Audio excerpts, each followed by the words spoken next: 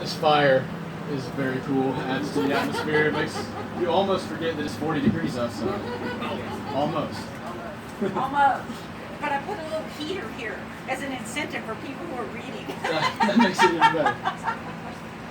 I'm going to start off with a short piece from my book, Happy Hour Hallelujah. It's called Give a Little, Take a Lot. Rain falls, crickets chirp, a rabbit sits stoically in the grass, a plane flies overhead. Who in the fuck am I?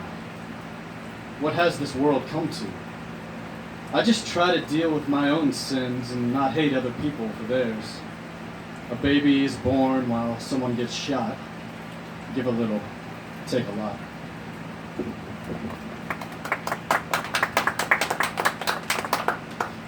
I was over in London a couple of weeks ago with a couple of poet friends of mine. We were at a book launch over there with Matt Dugans. Took a lot of cool videos, but so far I've been completely negligent in capturing some poems about it, except for this one that I wrote shortly after getting back. And it appeared at a venue that I'm a weekly contributor at for the past 3.5 years called Dissident Voice, where I got my start in publishing back in 2014. So this one appeared there a few weeks ago. It's called Across the Pond. London lights flash neon blue emblazoned with the Phoenix and Piccadilly Circus, where energy is manic and creativity burns straight through the heart of a city without fog, if only for one night.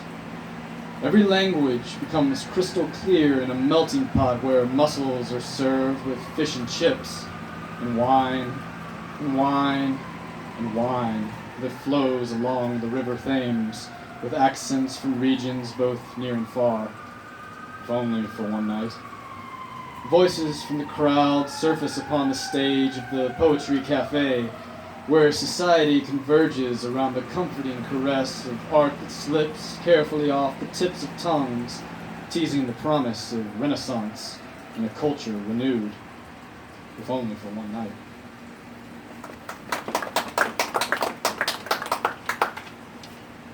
This is one that was written recently. I like to go up to the park every day if possible and try to see what flows. It's going to be in my next book. It's coming out in mid-December. It's called Hymns from the Choir. My heart is a crystal reflecting the light of 1,000 generations, stored as a prismatic shard in the center of ancestral DNA's raging fire. So you can suck it from my chest, chew it up, spit it out, and stomp it into the dirt with both feet. But each new night when I fall asleep, sweet dreams of grace will call forth its resurrection come morning sun. I turn the other cheek to the madness of this world and kiss the stars hanging above France with an electric tongue that hums as the holy taste of hallelujah tickles each bud with a touch of inspiration. The consciousness of Christ married Buddha's precepts in my mind, and now visions of Tao align to keep me safe during every windswept bending of the willow. The trees are bursting with autumn hues as bright colors sing psalms of forgiveness throughout the forest, and birds above join in the chorus to transform this space into a church of sacred rhythms. 1,000,000 miles are still stretched out upon the path of life's journey before me, but the present moment, here and now, feels just like home, and so every step is filled with love toward a future coated with the comfort of salvation's warmth.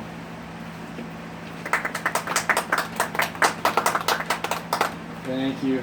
Okay, I've got one more I'd like to read tonight. It's actually in honor of my grandmother, who passed away back in September.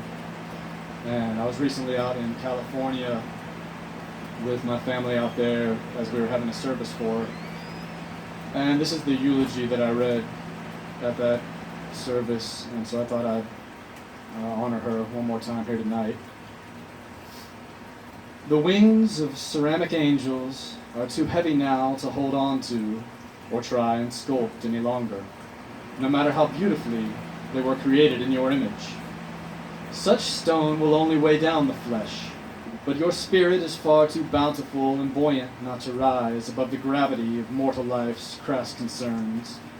My Father, your Son, is there to guide you home.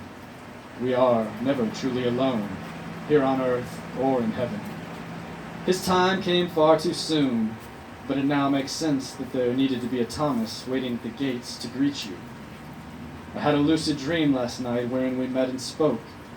I was able to say all the words of gratitude in that ethereal realm that weren't able to be expressed these past few years during waking moments.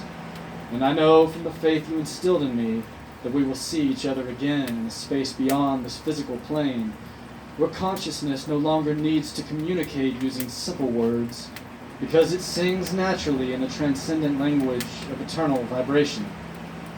The waterfall near the lake where you once lived is overflowing today with splashing waves of holy grace. We all raise our glasses to the sun, because yours is a light that can never be depleted. Although the world is a little dimmer now, all the love you left behind and those whose lives you touched throughout your 96 years will shine brighter from this day forward to ensure the illumination of your presence never fades. Florence is not just a spot marked on the map of Italy. It is a sacred space inscribed inside the moral compass of our hearts. A rose is just a rose, but your name is a song that we will celebrate, as if in the ballroom where you dared to dance with so much style and zeal. I wake up each new morning, open wide my eyes, and see the seashell art of a boat beside my bed that you brought back from China after one of your journeys across the sea.